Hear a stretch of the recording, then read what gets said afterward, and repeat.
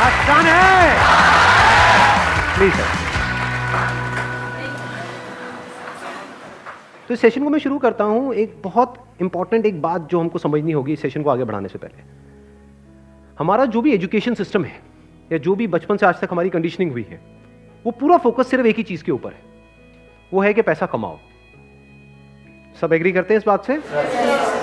तो पैसा कमाने पे तो सबका फोकस है, लेकिन कुछ ऐसा है जो इससे बहुत इंपॉर्टेंट है, उस पर किसी का फोकस नहीं है। पैसा कमाने से भी ज्यादा जो इंपॉर्टेंट है वो है कि आपने कितना पैसा बचाया। इंपॉर्टेंट है या नहीं है लॉन्ग टर्म में? सपोजिंगली आपने 50,000 रुपए महीने का कमा तो लिया, लेकिन आपके खर्चे हैं 55,000 रुपए के, क्या करोगे? तो कितना आपने कमाया उससे ज्यादा इंपॉर्टेंट है आपने कितना बचाया। कितना बचाया इससे भी ज्यादा इंपॉर्टेंट है कि जो बचाया उसको किस तरीके से इन्वेस्ट किया। ये कितने लोग समझ पा रहे हैं इस बात को? बट ये हमको कहीं नहीं सिखाया जाता है। स्कूल्स में, कॉलेजेस में, घर पे भी इसकी इतनी बात नहीं होती है कि पैसे को इन्वेस्ट कैसे करना है, स्मार्टली कैसे इन्वेस्ट करना है। क्योंकि अगर आपको स्मार्टली इन्वेस्ट करना आता है और आप मान लो महीने का, मैं बहुत बड़ी बात नहीं करता, 2-3 हज़ार रुपए भी इन्वेस्ट करते रहते हो अभी से, इस एज ग्रुप से, which is around 25 years 30 years, तो आने वाले 20 साल बाद, 30 साल बाद पता है आपके अकाउंट में कितना पैसा हो सकता है अगर स्मार्टली इन्वेस्ट करते हो तो? करोड़ों रुपए हो सकते हैं। तो this topic today is extremely important, चाहे आप मेल हो चाहे फीमेल हो। और जरूरी नहीं है ये उन्हीं लोगों के लिए है जिनकी एज ग्रुप 25 साल है, 30 साल है, 35 साल है, क्योंकि इन बातों को सीखना एक्चुअल में जरूरी है at age young of age as possible. यानी अगर आपकी एज 18-19 साल, 20 साल भी है, जो लोग कैमरे पे देख रहे हैं उनको मैं बोलता हूँ, जो वीडियो में देख रहे हैं, कि अगर आपकी एज 18-19 साल है, 20 साल है, तब भी आपके लिए सेशन बहुत इंपॉर्टेंट है, इनफैक्ट ज्यादा इंपॉर्टेंट है। और मेरे को आइडिया कहाँ से आया ये सेशन करने का? मेरे एक फ्रेंड है, मेरी वैसे उनसे बातचीत हो रही, उन्होंने मेरे से पूछा कि यार मेरे पास में कुछ फंड पड़ा हुआ है, मुझे क्या करना चाहिए, उसको कहाँ इन्वेस्ट करना चाहिए, कुछ आइडियाज हैं आपके पास? नहीं, उन्होंने मुझसे पूछा, आप क्यों बीच में टांग अड़ा रहे हो? सीधा ही म्यूचुअल फंड है। तो उन्होंने मेरे से पूछा, तो मैंने ये नहीं कहा जो इन्होंने कहा, मैंने सबसे पहले उनसे ये पूछा, मैंने कहा आपने क्या किया हुआ उस पैसे का और कितना पैसा आपने जोड़ा हुआ है? तो उन्होंने बताया मेरे अकाउंट में अराउंड 4-5 लाख रुपए पड़ा हुआ है। मैंने कहा अकाउंट में मतलब? कहते सेविंग्स अकाउंट में। And it's a huge blunder. और आप में से भी बहुत सारे लोगों के अकाउंट में पैसा पड़ा हुआ, कितने ऐसे हैं यहां पर? सेविंग अकाउंट में इंटरेस्ट कितना है पता है? 3%, 3.5%। इन्फ्लेशन कितनी है? इन्फ्लेशन पता है ना हम सबको क्या है? मान लो आज हम पेट्रोल खरीदते हैं, कितने का है पेट्रोल? कितने रुपए लीटर है? 73। ये आज से 20 साल पहले कितने का था? 20-25 रुपए का। तो 25 रुपए से बढ़ करके आज कहां हो गया है? 73 पे पहुंच गया। तो ऑलमोस्ट 3 गुना बढ़ गया है। तो अगर वो पैसा आपके सेविंग अकाउंट में पड़ा होता तो क्या वो 3 गुना बढ़ जाता? तो आप लॉस में हो। समझ गए? इन्फ्लेशन का जो रेट है अप्रॉक्सीमेटली आप कह सकते हो 6% के आसपास मान लेते हैं, वो वेरी करता रहता है। बट अगर 6% इन्फ्लेशन है और 3% आप अर्न कर रहे हो उस पैसे पे, तो आप कमा नहीं रहे हो, आप गंवा रहे हो, क्योंकि उस पैसे की वैल्यू कम होती चली जा रही है और आप खुश हो रहे हो कि मैं पैसा जोड़ रहा हूं। आप जोड़ नहीं रहे हो, आप बेवकूफी कर रहे हो। तो इस तरह की कुछ चीजें हैं जो हमको सीखनी बहुत जरूरी है। और जैसे मैंने उनको ये बात बोली तो it was a surprise for him. मैंने कहा ये पैसा सेविंग्स में क्यों पड़ा है, इसकी एफडी क्यों नहीं कराई? क्योंकि एफडी में एटलीस्ट 7% इंटरेस्ट है। कहता मैंने कभी सोचा ही नहीं ऐसे, मेरे को किसी ने बताया ही नहीं इसके बारे में, कभी सिखाया ही नहीं। और ये कोई छोटी प्रॉब्लम नहीं, बहुत बड़ी प्रॉब्लम है। मैंने कुछ कैलकुलेशंस करी, फिर उनको मैंने बताया, मैंने कहा अगर सिर्फ इतना सा स्टेप हमने उठा लिया ना, इतना सा जो कुछ भी नहीं है, कुछ घंटे का है, कि जो सेविंग में पड़ा है उसकी एफडी करानी है। एफडी भी अलग अलग ड्यूरेशन की करा दी। कुछ जो हमको पता है कि अभी इमीडिएटली काम नहीं आना है, उसकी मान लो 3 साल की करा दी। कुछ लगता है इमीडिएटली काम आना, तो 6 महीने की एफडी करा दी। अगर इतना सा भी हमने स्टेप उठा लिया तो अगले आने वाले 20 साल बाद कितने का फर्क पड़ जाएगा? Any idea? लाखों रुपए का फर्क पड़ेगा, कम से कम 20 लाख रुपए का फर्क पड़ेगा आने वाले 20 से 25 साल में। तो मैंने कहा वो जब 20-25 लाख आएंगे, अब ये करोगे तो हो ही आप, जो मैंने बताया है, तो उसमें से कुछ थोड़ा इधर भी दे देना भाई। आपने कितना पैसा कमाया उससे इंपॉर्टेंट क्या है? कितना बचाया। अब पैसे को बचाते कैसे हैं? पैसे को बचाना मतलब हम क्या समझते हैं? खर्चे कम करो, बस ये तो हमको समझ आता है कि सब्जी वाले से लड़ते रहो, रिक्शे वाला 10 रुपये नहीं भैया 8 रुपये ही दूंगी मैं, तो बचा लो 2 रुपये। इसकी मैं बात नहीं कर रहा हूँ, मैं बात कर रहा हूँ थोड़ी बड़ी गेम की, जहाँ पे हम कुछ बेवकूफ़ों वाले स्टेप्स उठाते हैं और अपना करोड़ों का नुकसान कर बैठते हैं। मैं 2-3 रुपये की 5 रुपये की बात नहीं कर रहा हूँ। जो आज देखने में हज़ारों लग रहे हैं वो आने वाले टाइम की करोड़ों हैं। याद रखना मेरी इस बात को। हज़ारों लाखों बन जाते हैं कुछ साल बाद और लाखों करोड़ों बन जाते हैं कुछ साल बाद, अगर हमने स्मार्टली इन्वेस्ट किया तो। अब बताता हूँ आपको एक बहुत बड़ी गलती जो हम सब कर रहे हैं। आप में से कितनों ने इंश्योरेंस कराई हुई है? कौन सी इंश्योरेंस कराई हुई है? कितनों ने एंडोमेंट वाली कराई हुई है? कितनों को तो, एक मिनट, जिन्होंने इंश्योरेंस कराई हुई है कितनों को पता ही नहीं उन्होंने कौन सी कराई हुई है? करो, हाथ ऊपर करो। अरे वाह, वाह जी वाह। कितने हैं जिन्होंने एंडोमेंट कराई हुई है? एंडोमेंट पता है क्या होती है? कि आपने हर साल का इतना एक एक्स अमाउंट दिया, मानो 20-30 हज़ार रुपये दिया, और 10 साल बाद 20 साल बाद आपको इतने लाख रुपए मिल जाएगा। उसको एंडोमेंट बोलते हैं। वही कराई है। हाँ वही कराई है सर।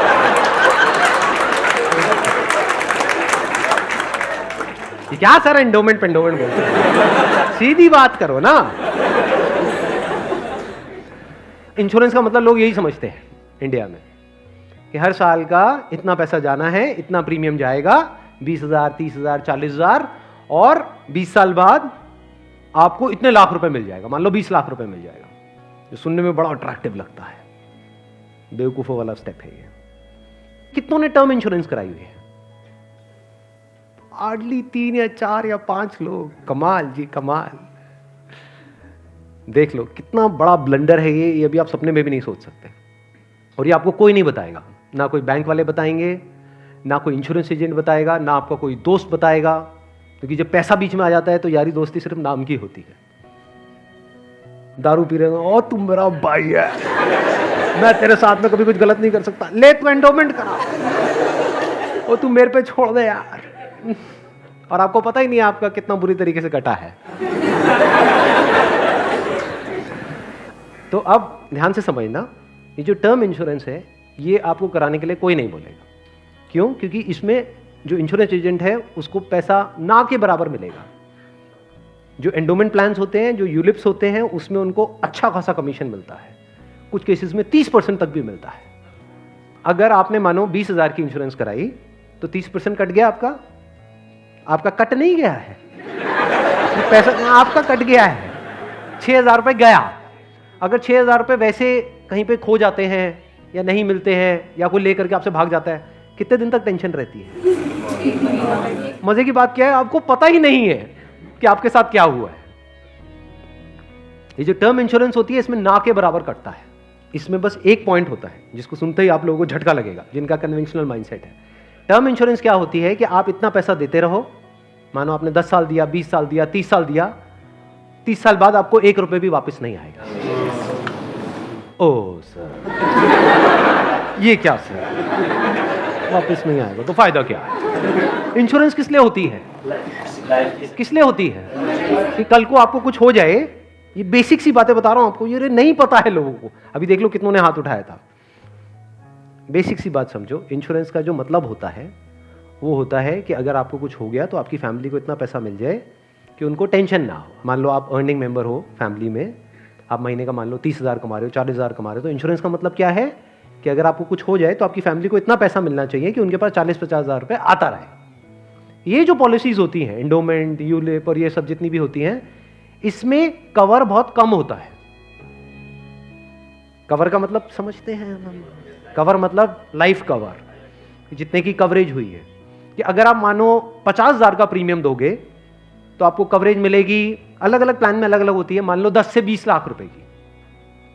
मान लो अगर आपको 20 लाख रुपए मिल भी गया आपकी फैमिली को आपके जाने के बाद में, अगर आप साल का 50,000 दे रहे हो तो इसका मतलब अच्छा खासा कमा रहे हो, मान लो लाख रुपए महीने का कमा रहे हो, तो क्या उस 20 लाख रुपए में आपकी सारी जो भी फैमिली की प्रॉब्लम्स है वो सारी सॉल्व हो जाएगी?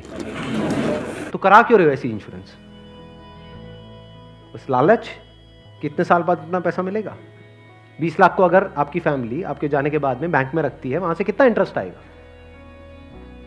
मान लो 7% भी आ जाता है। 7% कितना होता है? 1,40,000, 20 लाख पे महीने का कितना हुआ? 12,000 रुपये महीना।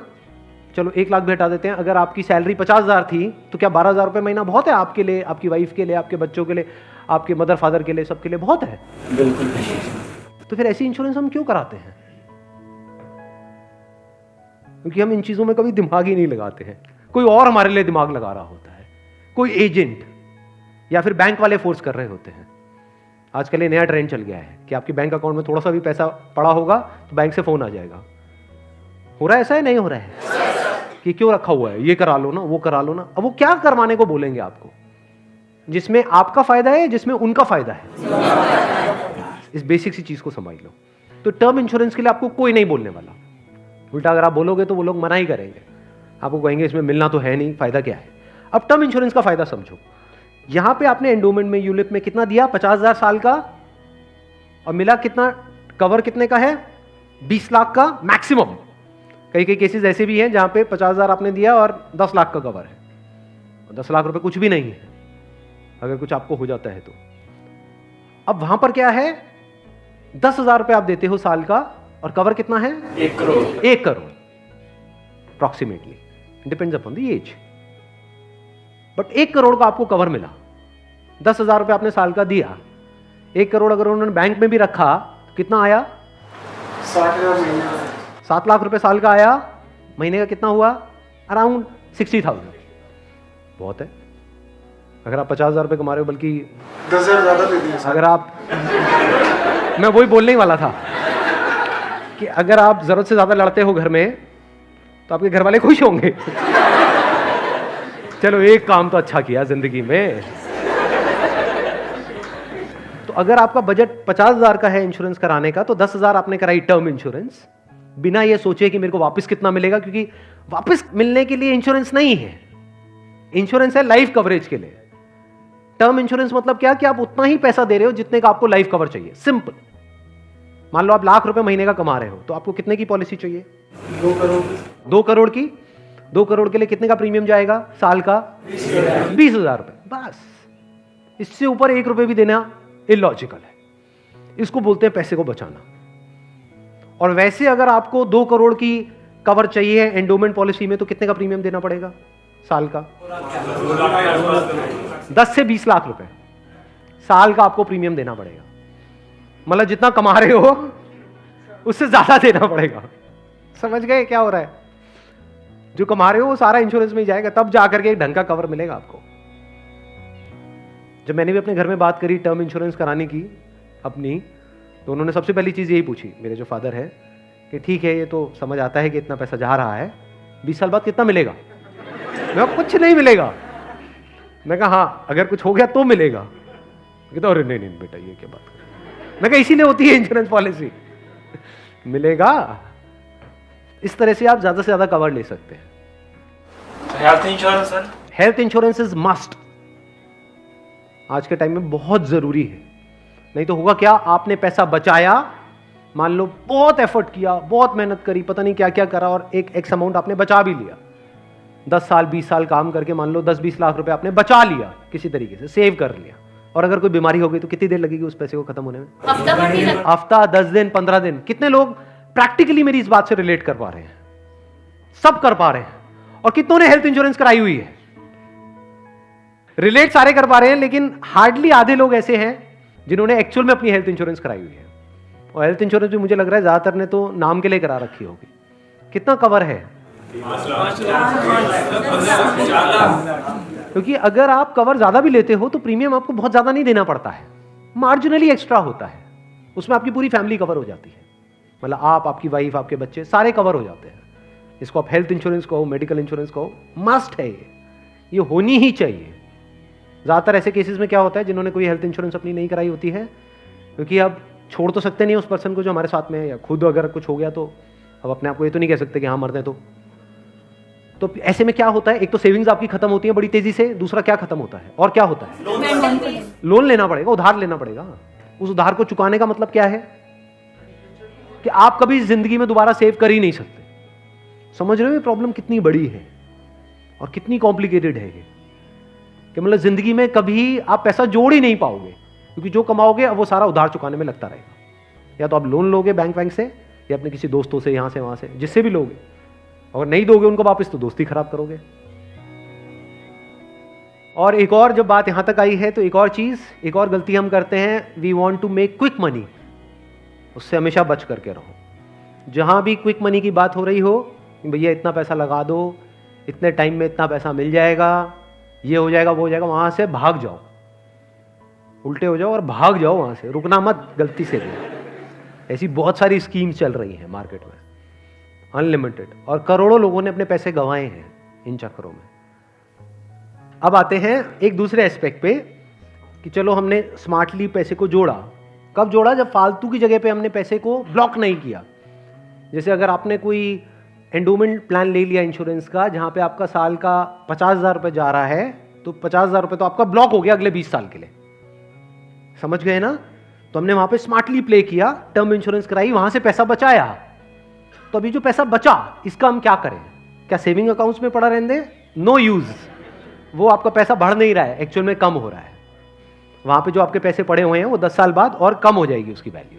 तो करना क्या चाहिए? इतना पैसा जितना आपको लगता है कि यार मेरे को इमीडिएटली जरूरत पड़ सकती है, वो कितना है? जितना आपके महीने के खर्चे हैं, इंटू 6 कर दो। वो पैसा है जो आपको कभी भी जरूरत पड़ सकती है।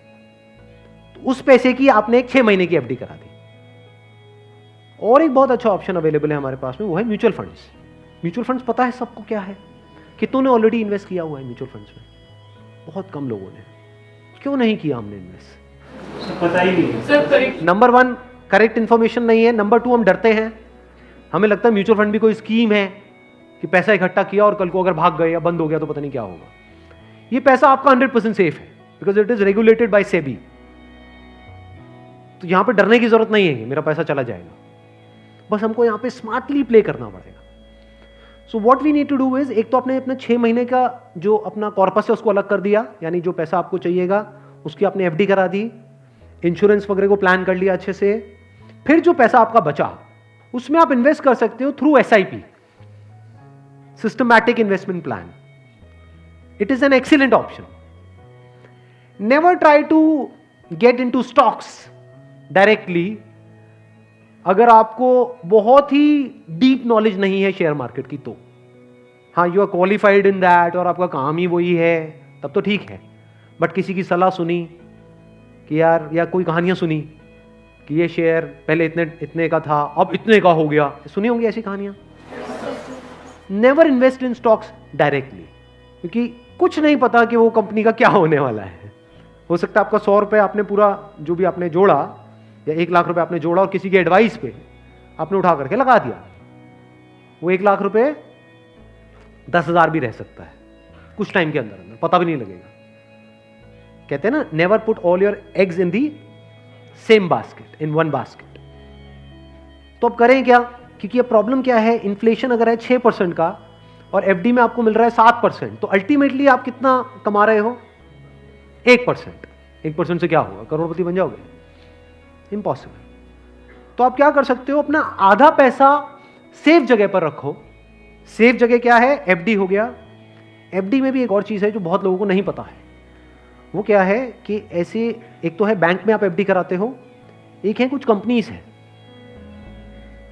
जो क्रिसिल से या इकरा से, ऐसे ये कुछ ऑर्गेनाइजेशंस हैं, वहां से AAA रेटेड है।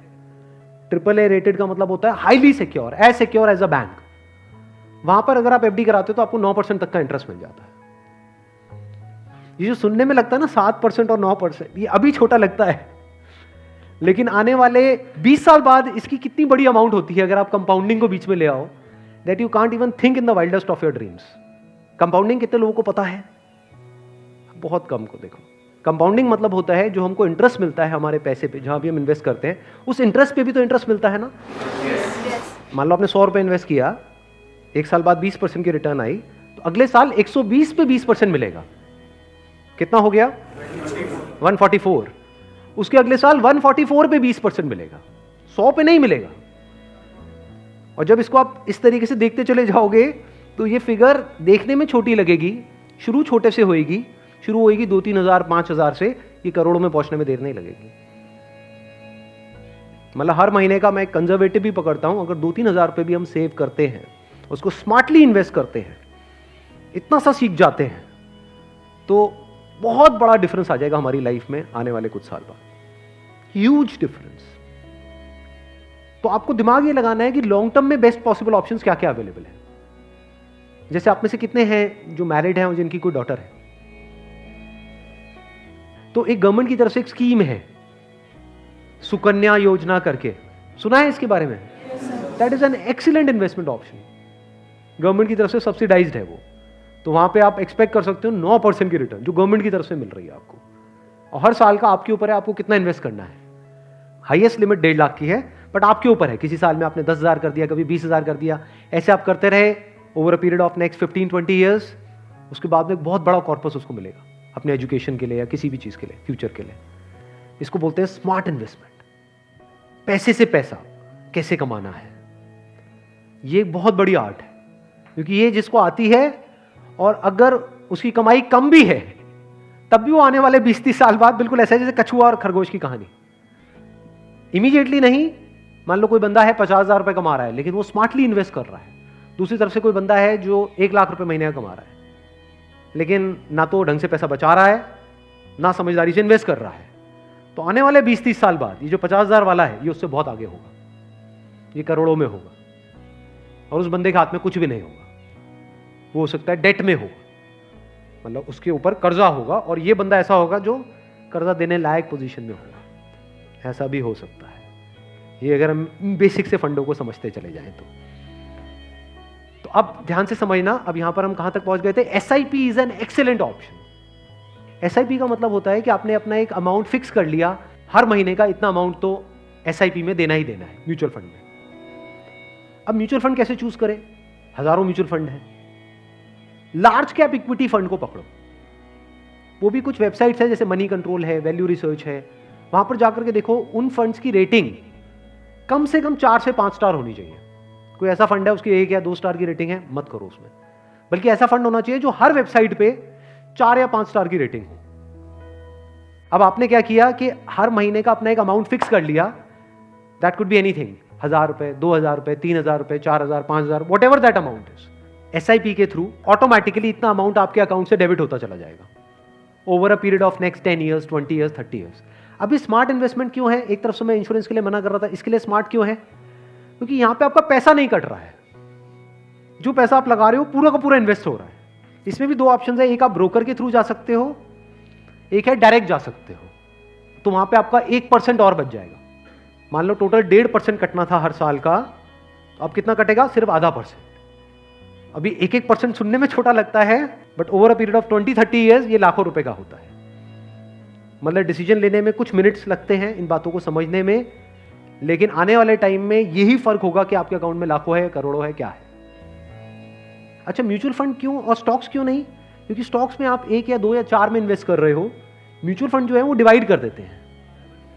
वो मान लो 50 में उन्होंने इन्वेस्ट कर दिया, तो अब अगर उसमें से एक कंपनी बंद भी हो गई तब भी प्रोपोर्शनेटली जो आपने इन्वेस्टमेंट करी है उसमें उसका परसेंटेज क्या था? मान लो 2%, तो आपको 100 रुपए 98 रह गया, बस इतना ही हुआ। अब मार्केट में सबसे बड़ा डर लोगों को यह होता है जो म्यूचुअल फंड में नहीं इन्वेस्ट करते हैं कि कल को नीचे आ गया तो क्या होगा, क्योंकि नीचे आने की कोई लिमिट नहीं है। एफडी में यह है कि नीचे नहीं आएगा, इंटरेस्ट कम हो सकता है, नीचे नहीं आएगा। तो म्यूचुअल फंड में लोग नीचे आने के नाम से डरते हैं, ऊपर जाने में कोई डर नहीं है। अगर गारंटी मिल जाए कि भैया साल का इतना % तो आना ही आना है और आता ही रहेगा जिंदगी भर, तो कोई डर ही नहीं है, फिर तो सारे लगा देंगे। बट कोई गारंटी नहीं है ना, और नीचे भी जा सकता है। तो अगर कुछ ऐसा हो जाए कि अगर म्यूचुअल फंड नीचे भी जाए तब भी आपका फायदा हो जाए, तो प्रॉब्लम सॉल्व हो गई ना। ये मेरी अपनी स्ट्रैटेजी है, ये कोई किसी बुक में नहीं है या कोई थ्योरी नहीं है, ये मेरी अपनी स्ट्रैटेजी है, वो मैं आप लोगों के साथ में शेयर कर रहा हूँ। आपको क्या करना है? मोटा मोटा स्टॉक मार्केट को ट्रैक करना है, हफ्ते में 1 दिन देख लो कि अभी कितने पे चल रहा है। मान लो एक पीक है, पीक अभी मान लो 40,000 है, अभी मार्केट चल रहा है अराउंड कितना?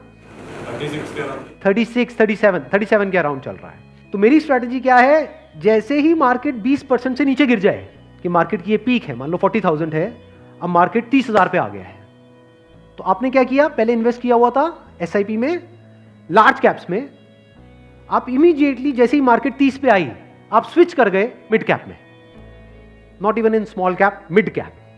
अब ऐसा क्यों किया? क्योंकि जब मार्केट 20% टूटेगा, सेंसेक्स का मतलब लार्ज कैप्स, जो बड़ी कंपनीज हैं, जब मार्केट 20% टूटेगा, यानी बड़ी कंपनीज के जो शेयर्स हैं वो 20% से टूटेंगे, तो जो छोटी कंपनीज हैं उनके शेयर्स 50 से 60%, 70% तक टूट जाएंगे।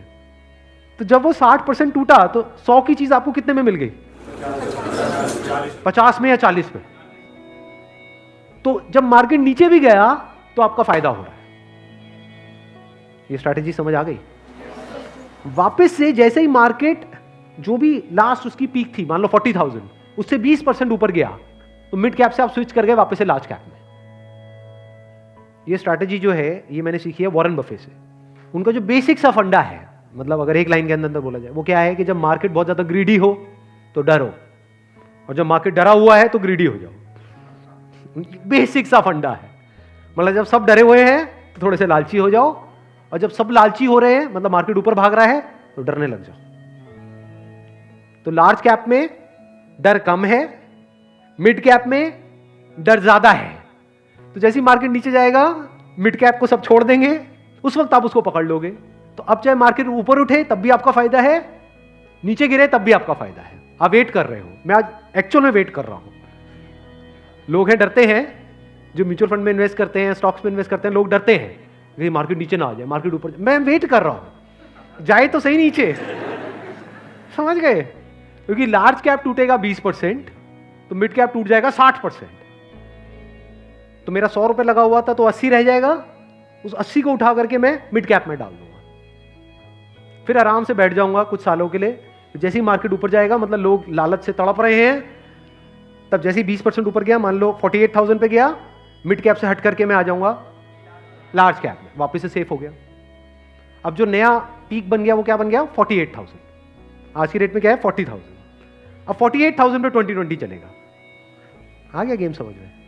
तो यहां से आप पीसफुल हो, नहीं तो लोग डरे ही रहते हैं, म्यूचुअल फंड के नाम से डरते हैं। क्यों डरते हैं? अरे कम हो रहा है, कम हो रहा है, कम हो रहा है। कम हो रहा है तो बढ़िया है, तब भी आपका फायदा है, और बढ़ रहा है तो फायदा है ही है।